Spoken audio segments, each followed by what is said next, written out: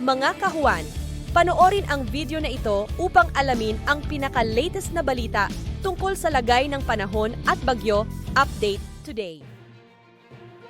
Patuloy pa rin makakaranas ng maulap na kalangitan at mataas na tsansa ng mga pag-ulan, pagkidlat at pagkulog ang bahagi ng Batanes at Babuyan Islands dulot yan ng shear line. Samantala, dito naman sa Metro Manila maging sa nalalabing bahagi pa ng ating bansa ay meron lamang tayong mararanasan ng mga isolated o yung mga biglaan at mga panandali ang pag-ulan, pagkidlat at pagkulog lalong-lalo na sa hapon at gabi dulot yan ng easterly. So pag-ingat pa rin po para sa ating mga kababayan sa posibilidad ng mga pagbaha at pagguho ng lupa.